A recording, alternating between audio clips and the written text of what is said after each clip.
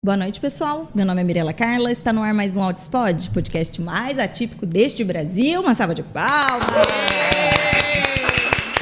Ó, essas palmas saíram animadas, minha gente. Estamos aqui em Catanduva, primeiro simpósio de autismo que está sendo realizado aqui. Cidade vizinha minha aqui, né, de São José do Rio Preto. E isso deixa a gente muito feliz de ver toda essa movimentação. É tudo que a gente quer, né? Fomentar esclarecimentos, informações, que os profissionais capacitem, né? Então, é muito bacana quando tem esses eventos por conta disso. E por fortalecer nossa rede de apoio também. Então, aqui está sendo organizado pelo Mundo Aba em prol do projeto Corujas do Bem. Dá uma olhadinha.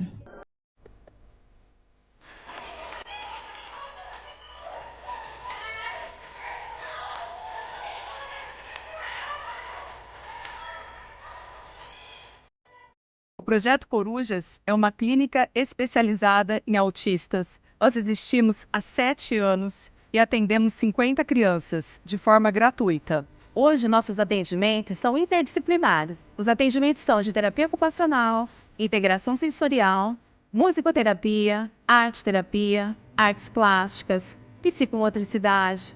Trabalhamos os conteúdos das atividades de vida diária e vida prática, para resgatar a cidadania, principalmente dos nossos adolescentes.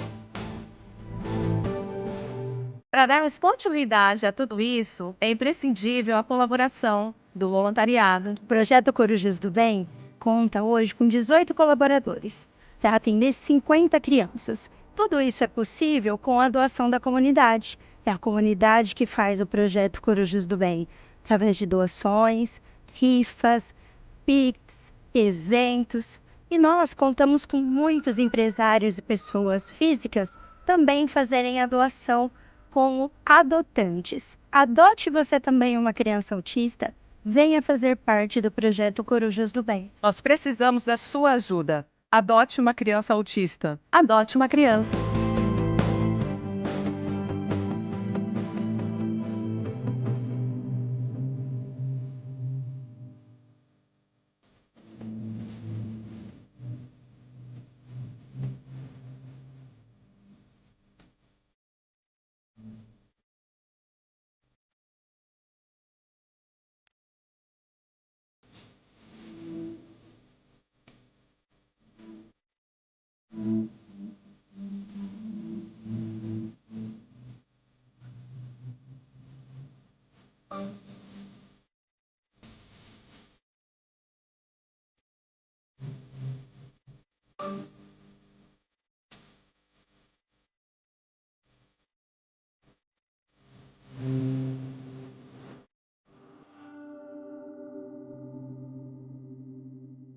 E é isso, pessoal. Não deixe de conhecer, né? Eu convido você aqui da nossa região, essa responsabilidade que a gente tem, né, enquanto cidadão. Então venha conhecer o projeto, participar, ajudar da forma que puder, né?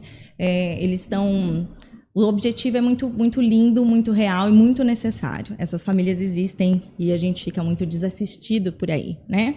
Então, acho que a gente consegue, de passinho em passinho, mudando essa nossa realidade. E bora para o nosso bate-papo de hoje. A gente vai falar sobre a importância do diagnóstico precoce. Por que a gente bate tanto nessa tecla, né? Faz tanta diferença assim, ser precoce ou não? E quando a gente fala precoce, o que é precoce? Precoce quanto, né? Para trazer esses esclarecimentos, eu tenho aqui uma grande amiga pessoal, né? Uma profissional que eu admiro imensamente. Recebam com muito carinho a doutora Renata Ferreira. Uma salva de palmas.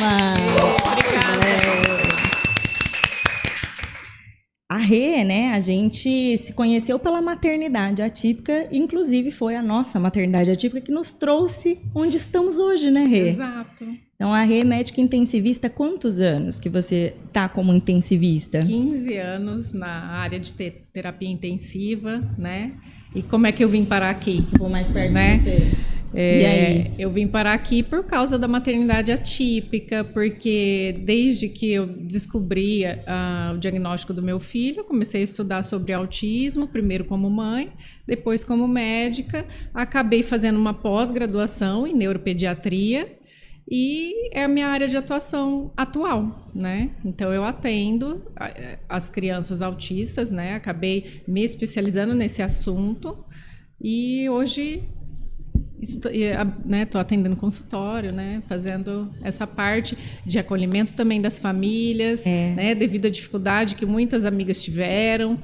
E que você então, teve também. Que eu tive também. Enquanto mãe, né? Exato. De acolhimento. Então, não basta, a gente sabe, né? Que a consulta, ela não se encerra no laudo ou num diagnóstico. Isso é um começo de um tudo. Então, muitas etapas que a gente luta, né? E foi bem isso, da dor da Rê, de ter vivenciado isso enquanto médica, né? E de aquela necessidade que acho que nos une muito de não querer só para o nosso filho, né? Exato. A gente tem isso muito claro como um propósito, assim, não pode se encerrar no meu.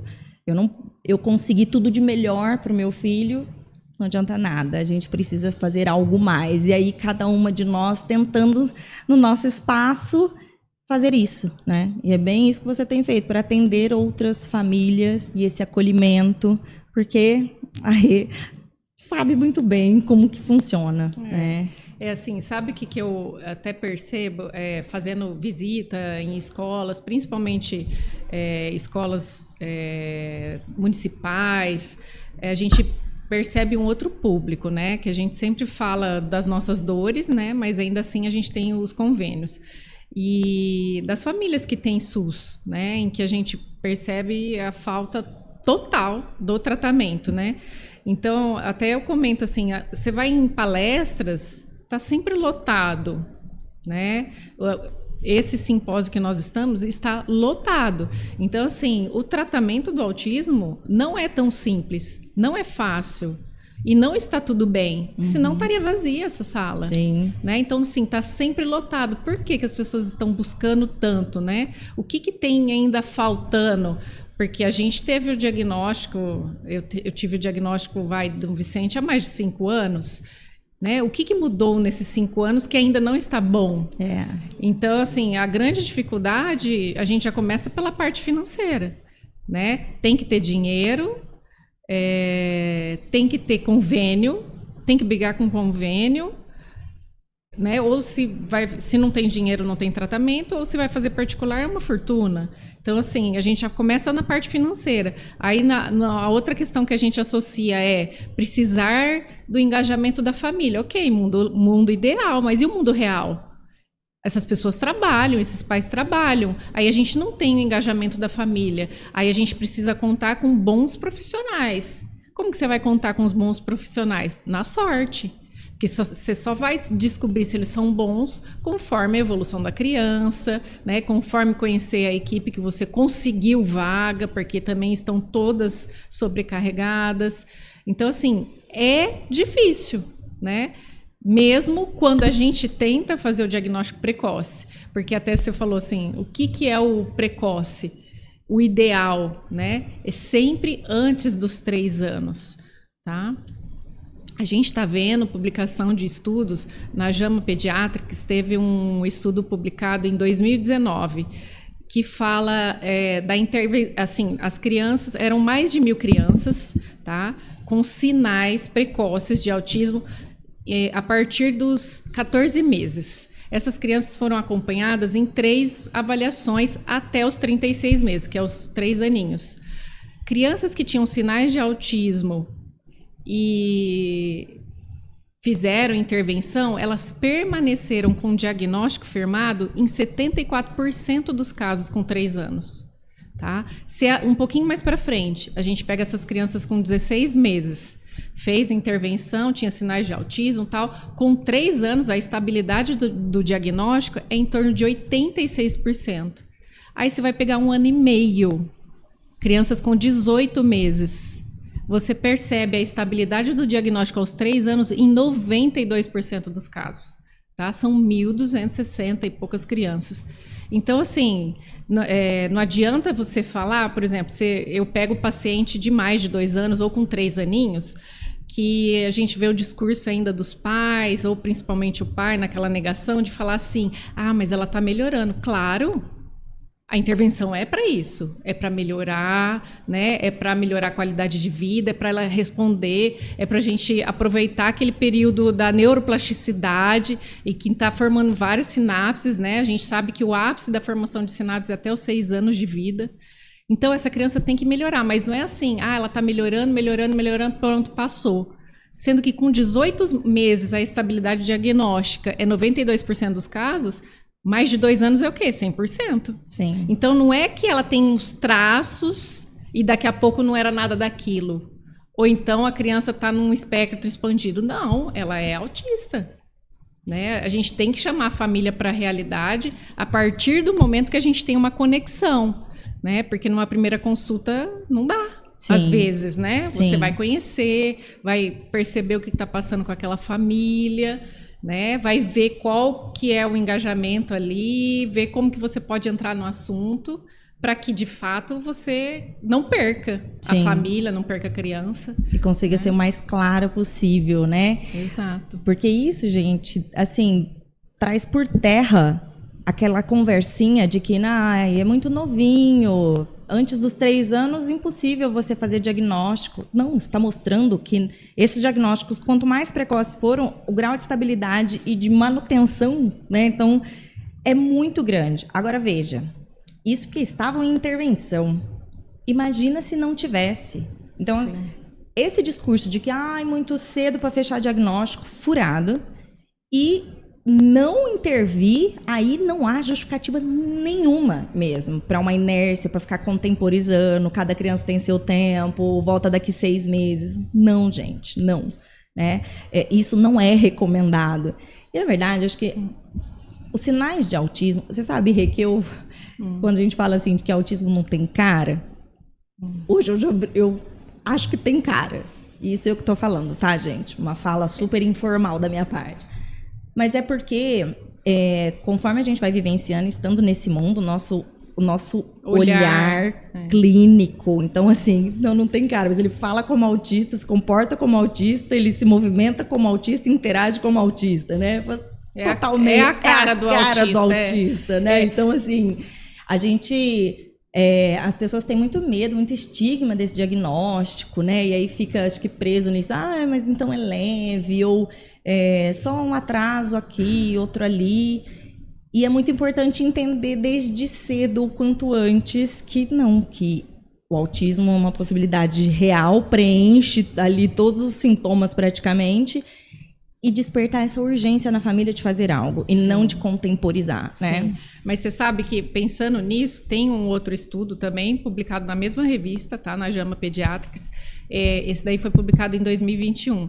Só que aí ele fez uma amostra menor de crianças, de 9 meses a 14 meses, que tinham fatores de risco. Tá? Então, tinham alguns sinais, mas não tinham o suficiente para se fechar um diagnóstico. E, mesmo assim, eles fizeram uma intervenção. Ele fala que é um tratamento pré-empitivo. E aí, depois, essas crianças maiores, com 3 aninhos, eles foram reavaliar. Algumas realmente não fechavam critérios de diagnóstico. Tá? Então, vamos dizer, tinham alguns traços, né? Mas poderíamos até considerar um espectro expandido. E as que fecharam o diagnóstico, elas estavam melhores, tá? Então, assim, mais bem adaptadas, né? Com a intervenção feita, desde pequenininho, aí alguns não tinham nem 1 aninho. Então, assim, o quanto é bom, né, a intervenção, que ela não faz mal, né? O quanto é bom a gente começar cedo. Sim. Então, aí vão falar, a amostra é pequena. Tá, mas se fosse meu filho, eu ia querer que ele fizesse a intervenção, né? Porque mal não faz, né? Ele, se vai contribuir para a boa evolução e adaptação da vida dele, é isso que eu vou fazer, né? Então... E você dizendo até assim sobre a questão da neuroplasticidade, então tem essa época de maior absorção das coisas que vai até que idade, mais ou menos? Até os 6 anos, mais ou menos. Até os 6 anos, mais ou menos. menos. O ápice da sinaptogênese é os 6 aninhos. Tá? Então, é nesse período que eles são realmente esponjinhas e que a gente tem que dar o gás. E que tem que melhorar rápido, é semana a semana, né? Então, assim, se a criança ela não está tendo uma boa evolução, não está aprendendo, alguma coisa está acontecendo.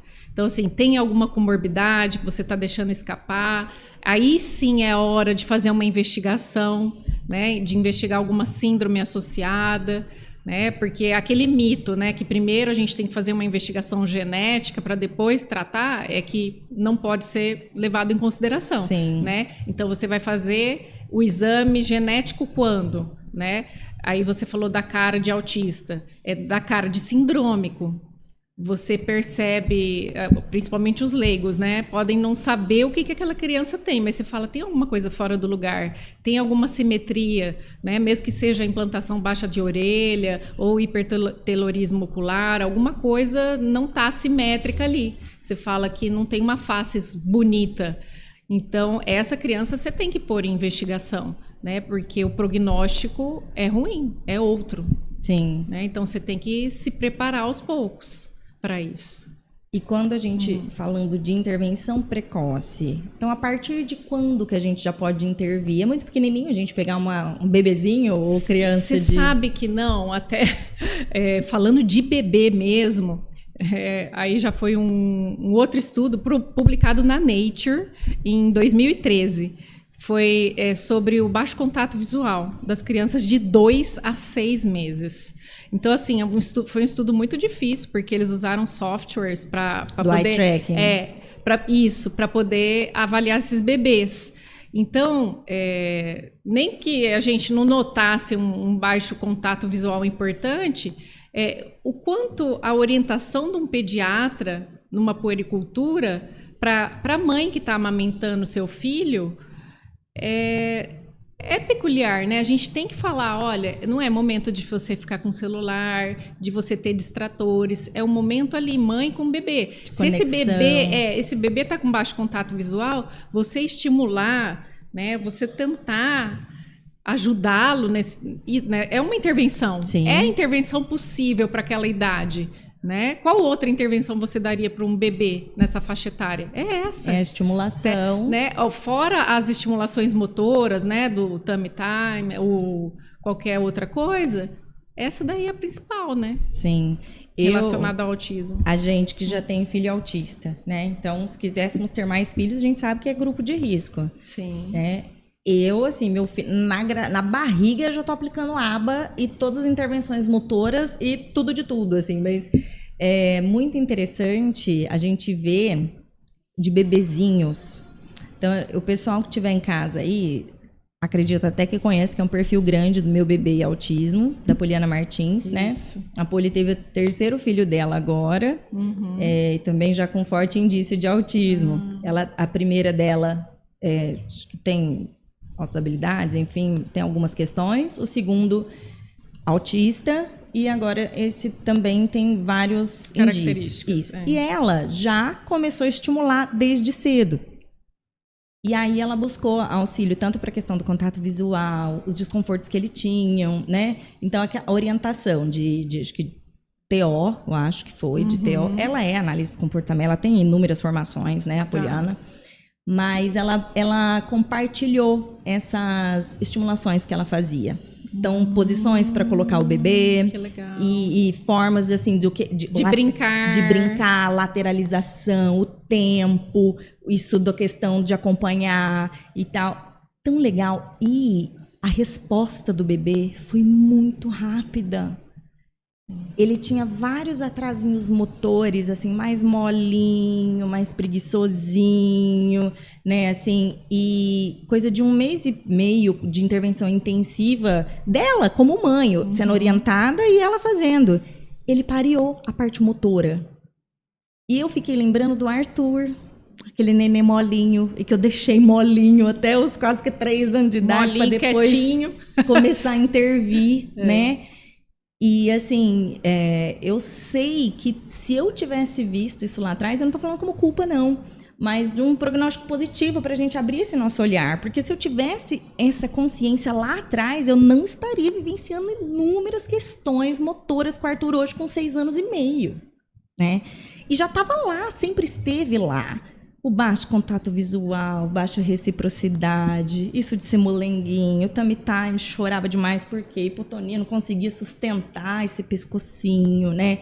Mas veja, a grosso modo, ele sentou quando tinha que sentar e ele andou com o aninho, não gatinhou, que não é legal. E então sempre esteve ali.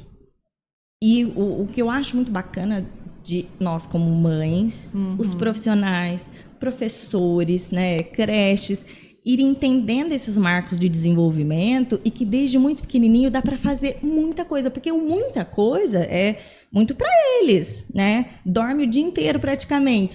As intervenções são de minutinhos, gente. É coisa de 5 minutinhos daquele de estimulação. Mas uma estimulação orientada, não orientada. É qualquer coisa. Isso, orientada. Então, eu achei assim, eu fiquei acompanhando, né, a Poliana, porque eu também acompanhei do outro filho dela. Certo.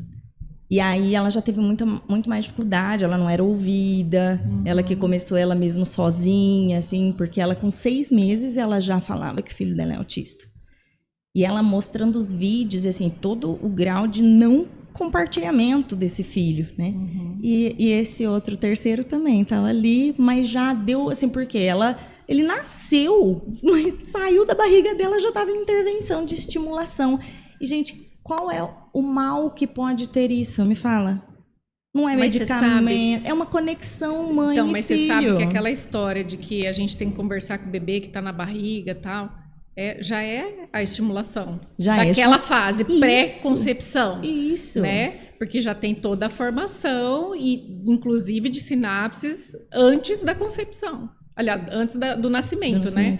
Então, assim, aí você falando da parte motora, não entra ainda como critério diagnóstico, mas como a gente vê os estudos comprovando que até 80% das crianças autistas têm algum comprometimento motor, né? Nem que seja coordenação motora fina, motora ampla, não digo nem hipotonia, pode ser coisas mais refinadas. A gente acha que no próximo DSM-6 aí vai estar entrando como critério diagnóstico. Tomara que entre.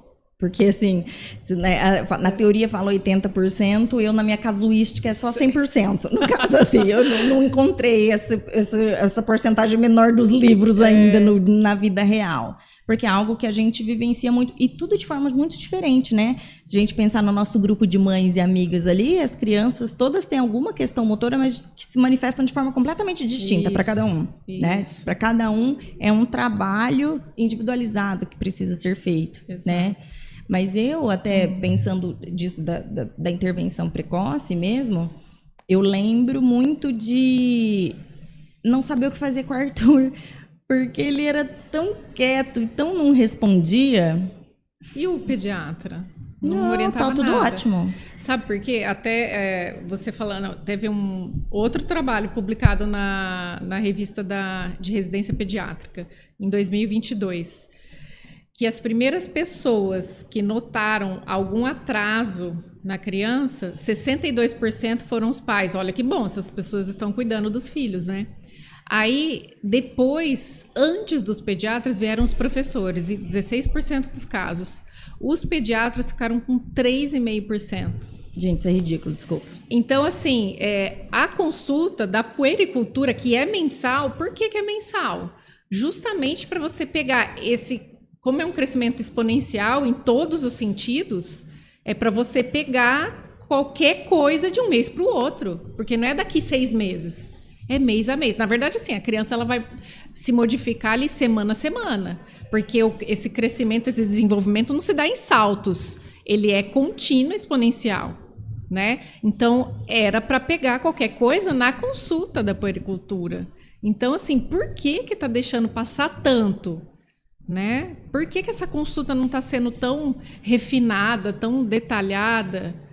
Não sei, mas assim, deveria. Aí você vê, 16% são os professores que notam. Então, assim, a grande angústia dos professores é como que eles, sendo da área da educação, vão conseguir abordar esses pais que eles estão sendo os primeiros a notar algum atraso naquela criança. Porque eles vêm todas as crianças juntas e uma tá com alguma coisa diferente. Tá destoando. Então, se ele apontar, vai ter alguma coisa, pode não ser autismo, mas tem que ser investigado, tem que ser levado em consideração essa queixa. E a mesma coisa dos pais.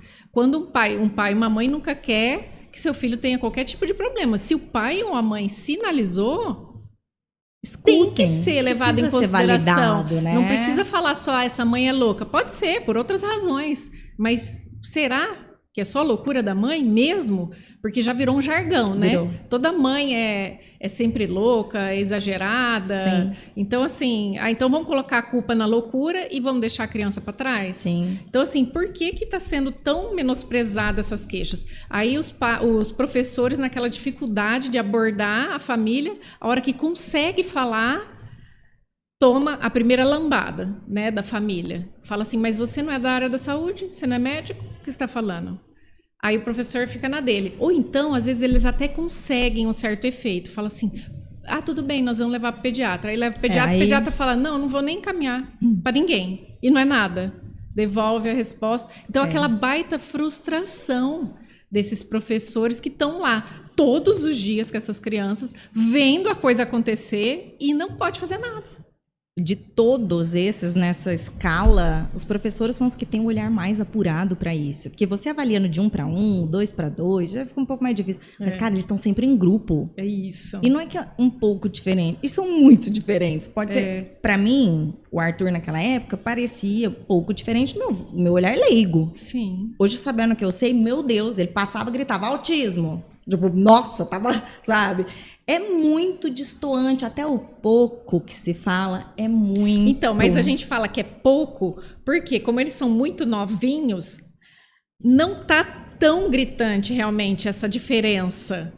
Mas como o crescimento é exponencial, se você passar alguns meses, a distância, sem intervenção, essa criança vai ficar muito distante dos pares. Ou se ela tiver uma intervenção insuficiente, né? Faz um pouquinho disso, um pouquinho daquilo outro, e vai ficar tudo bem, e só que não. Então, assim, aí você vai chegar lá na frente e vai falar, por que que não fez a quantidade adequada? Por que que perdeu tempo? Por que que nós perdemos o cérebro dessa criança? É essa a grande preocupação. Porque as pessoas só lidam com o imediatismo. A gente só vê o agora. E quem vai cuidar desse adulto que deixou de ser independente? É isso que as pessoas não se programam, não pensam. Entendeu? Ainda tem a ideia de que vai ficar tudo bem e não é nada disso. Vai ficar tudo bem. Só que não vai. Porque eles vão crescendo, eles vão ficando fortes, aí vai ficando difícil. Aí, hoje em dia, bate a cabeça na parede e não acontece nada, porque o cérebro, o crânio ainda tem colágeno bastante, né? Bastante cartilagem, aí tem as suturas não estão totalmente fechadas ali, tem uma certa moldação ali. Agora, ficou grande, bateu a cabeça na parede, tem fratura de crânio. Quem que vai cuidar? Sim. Né? Então, assim, acabou. Não dá para voltar atrás. Esse que é o grande X da questão, né? Talvez faça diferença no futuro dessa pessoa. Exato. Talvez não, vai fazer. Né? É um prejuízo irrecuperável. Exato. Este período é de prejuízo irrecuperável. E isso de, mas é que tá melhorando. Então, até um caso real mesmo, de uma mãe, nossa, mas na negação, fazia muito tempo que ela estava na negação, mas muito. E aí eu fiquei um tempão sem encontrá-la. Quando eu tinha encontrado com ela, a criança devia ter uns 2 anos e meio por aí, e falava, tipo, 5 palavrinhas e bem ruins. Aí eu encontrei ela, tipo, com 1 ano depois. Não, ele tá melhor, agora ele fala, tipo, 20 palavrinhas, 30. Não tá melhor. Sua conta é de 5 para 20 ou para 30, mas na verdade, tipo assim, o pessoal tá falando frases inteiras, comunicando praticamente como um adulto, então a defasagem foi gigantesca. Ele aumentou 20, 30 em 1 ano, isso é horrível, isso é uma margem muito ruim. Todo mundo acrescentou 400, 500 palavras a mais no vocabulário. Então, veja, assim, parece que melhorou, mas parece, assim, a gente precisa de um parâmetro de fato para fazer essa comparação. Mas essa comparação é matemática, né? Que nem o pessoal fala, cada um tem seu tempo, essa criança vai falar, não sei, Einstein falou com 3 anos, né? Sempre a mesma conversa. Eu acho que vai demorar muitos anos para isso sumir da face da terra. Mas, assim, 1 ano e meio, 20 a 50 palavras. E não é assim, 5, são 20, tá? 20 a 50. Aí, você passou mais 6 meses, chegou com 2 aninhos, 150 a 200. Então, assim, quantas vezes mais que deu? 10 vezes mais, né? Porque era 20, 150 a 200. Aí a gente vai mais 6 meses, essa criança com 2 anos e meio, 500 palavras. E aquela lá que está com 20, estava com quantos anos, gente? Essa aqui de 2 anos e meio, que tá falando com 2 anos e meio, falando 20. 20. 3 anos Tá e meio, atrasada. 30, tipo... Então, com 3 anos, 1000 palavras. Com 4 anos, né, é uma fala muito próxima da de um adulto, exceto pelo número de vocabulário, contar histórias, né, mais complexas. E atinge a fala complexa até os 6 anos, tá? Uma criança típica. Então, assim, 4 anos ela está falando palavrinhas, enquanto já era para ter a linguagem quase que estabilizada já. Você vê a distância? Muito grande. Gigantesca. É chocante, é chocante. Mas o pessoal ainda... A gente vê, a hora que a gente se afasta um pouquinho da nossa bolha, né, e dá um passinho para trás, a gente vê o quanto isso ainda está enraizado, isso de contemporizar, de que não, é muito novinho para isso. Cara, que negócio... É cansativo. Cansativo é você cuidar de uma pessoa o resto da vida. E isso é cansativo, né? De você ter que se preocupar quem vai cuidar quando você morrer. Isso sim é cansativo, né? Você pôr numa intervenção, fazer o que tem de tratamento, é o que tem de tratamento. Porque se tivesse uma cápsula que não precisasse fazer de terapia, a gente ia dar. Mas a gente sabe que a medicação não é para isso, né? Não existe medicação específica para autismo, né? A gente sabe de medicações para controlar alguns sintomas, né? Agitação psicomotora ou estereotipias que levam à autolesão, né? E isso a gente sabe de medicações. Mas não existe uma cápsula, né? Senão estaria todo mundo fazendo. A gente não ia estar aqui. Exato. Hoje, também, né? Se fosse.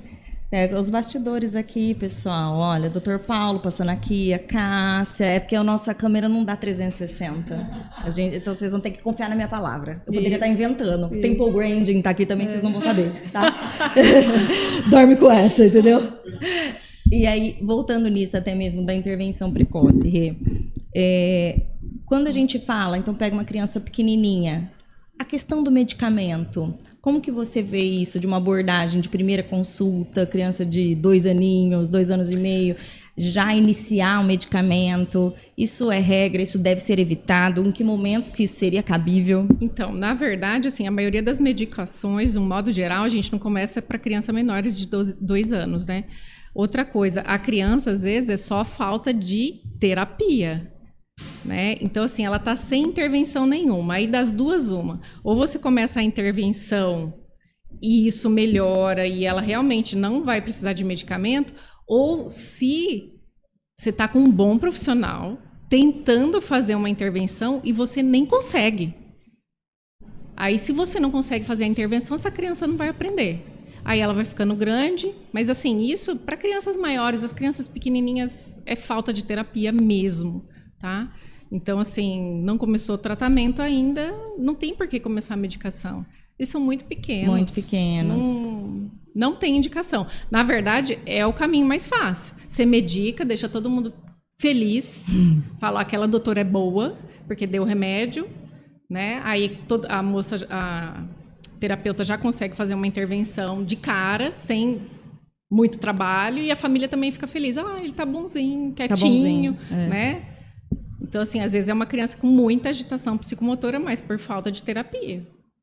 O ideal é não começar a medicação, não deixar todo mundo feliz, né? Começar a terapia de verdade. Fazer a intervenção e depois Exato, sentindo, né? Exato. A Rê sabe disso, né? Do Arthur, quando eu tive o diagnóstico dele com 2 aninhos, um neuro que eu tinha passado, ele, antes de qualquer coisa, assim, não vá atrás de terapia antes disso aqui. Você precisa do medicamento para adubar o cérebro do seu filho. Você vai para adubar o cérebro do seu filho, porque sem isso aqui, tipo, nada ali vai germinar. Eu peguei a minha receitinha, vou ter que adubar o cérebro do meu filho. Mas aí eu cheguei com as meninas lá do núcleo, né, que é onde o Arthur fez a intervenção, o Vicente está lá também, agora eu estou retomando com as meninas também. E aí eu falei, eu não acho que seja o caso, o Arthur não tem comportamentos assim disruptivos, agressivos, crise, nada que justifique. Vamos começar primeiro, né, e tal. E eu nem tinha nenhum preconceito, nem de dar e nem de não dar. Eu queria assim, olha, o que precisa ser feito? Você confiava em quem eu te orientasse. Isso, eu quero fazer o que precisa ser feito. E ele, basicamente, ele não me orientou nada de terapia. Eu tinha que só medicar. E depois aí eu voltava lá para ver como é que tava. Ainda bem que eu não segui por esse lado. O Arthur hoje tá com 6 anos e meio, eu ainda não entrei com nenhum medicamento. E teria entrado numa ótima se precisasse. A questão é essa de excessos, né? Sim. De excessos. Então, de ter essa medida. E para criancinha pequena, o ideal é que você consiga iniciar uma intervenção. Ou então, assim, aí o pessoal fala da moda, né? Tem a moda do autismo, que não está na moda, mas tem a moda do canabidiol, né? Uhum. Então, assim, alguém falou que deu certo, porque o filho começou a falar e todo mundo quer. Então, o meu já tomou de tudo, mas tomou de tudo e tomou que dose, né? Tomou numa dose adequada, como que foi de fato? Aí, é moda, dá para todo mundo. Então, assim, agrada a mãe que quis, porque ouviu, né? Então, tem a moda do canabidiol, de medicar. Muitas crianças estão sendo super medicadas, ainda sem evidência de que, de fato, vai fazer algum efeito benéfico. Porque é natural. Não, só que não. Gente, eu falei brincando, tá? Pra você, coleguinha que tá aí, não sabe ler ironia. Só Mas que acho que é muito desse apelo, como várias outras coisas, assim, esse apelo do natural. É natural, né? É menos. Não é medicamento. E é mais fácil, sabe por quê? Porque se o pai e a mãe já chegou com essa ideia formada, eu tenho que convencer de que não, dá muito mais trabalho. É melhor eu receitar, você quer? Tó, a gosto do freguês, você tá aqui a receita, tchau. As pessoas não querem ter trabalho. Então a pessoa fica satisfeita, eu também ganhei a consulta, ótimo, acabou mais rápido. Vida que segue. E pronto. Aí se não der certo, depois a gente conversa. Mas assim, será que tem que ser dessa forma? Né? E aí, quando a gente identificar sinais de atraso, né? Quem que eu busco? Eu tenho que ir somente num neuropediatra ou psiquiatra infantil? Então, você tem que ir em quem é especialista, né? Quem está atendendo autismo. Por quê? É isso que eu falei. Você vai num neuropediatra, se ele não atende só autismo, ou não atende com muita frequência, ou atende mais outra, por exemplo, ele pode ser subespecializado em alguma doença neuromuscular. Tem gente que só faz isso. Aí você vai levar uma criança autista, ele não sabe. Entendeu? Não tem a experiência, não sabe como está sendo conduzida alguma atualização. Ele está atualizado na subespecialidade dele. Então, assim, você tem que levar em alguém que está atuando nessa área. Tá? E mesmo porque o nosso país, a gente está num centro que a gente tem especialistas. E onde não tem? Quem que você vai levar? Sim. Né? No máximo, se você tiver um pediatra ou um médico da família, o médico da família ele atende criança, a parte ginecológica e a parte de clínico. Então, você vai ter que levar em quem está atuando nessa área.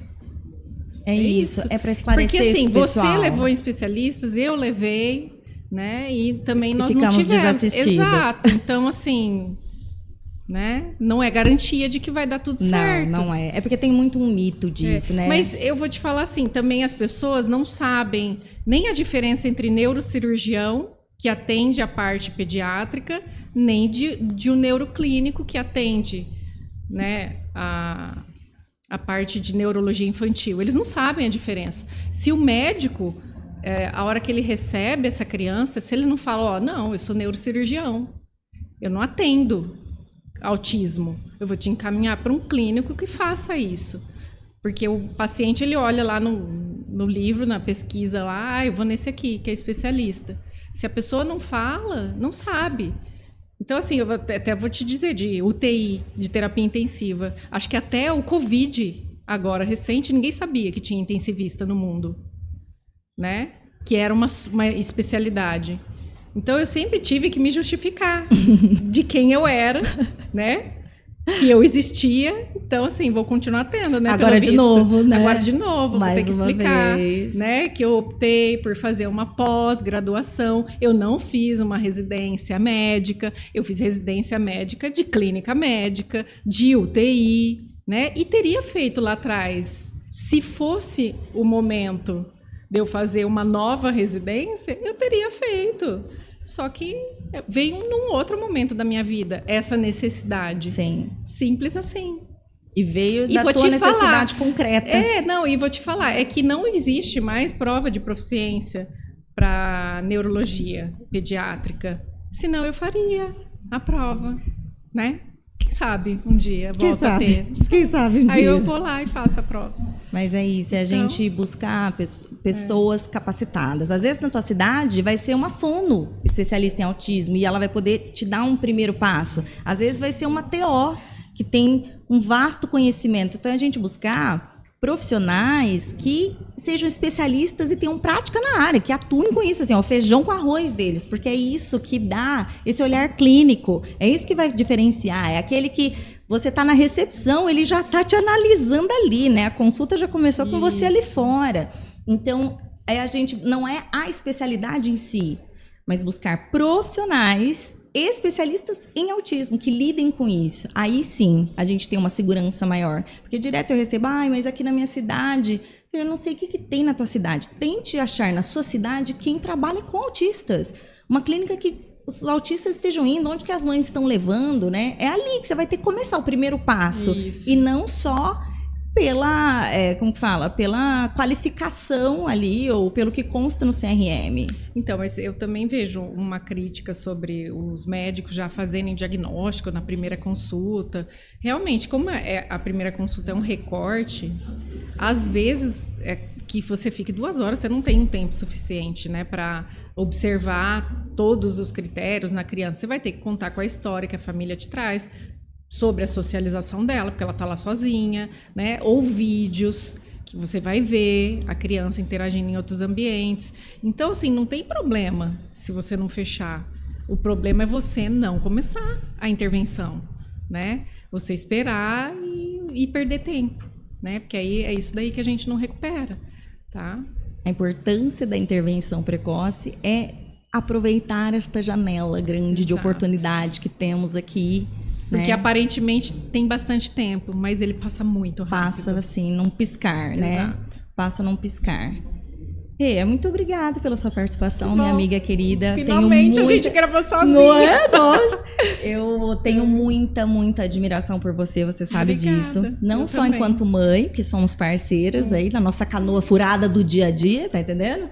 Isso. Mas como profissional, né? E pela diferença que você tem feito de novo para a nossa região e para as demais crianças, assim, muitas famílias que estavam muito desassistidas e que estão muito felizes de estarem passando com você. Obrigada. Tá? Tenho muita admiração, viu? Eu também.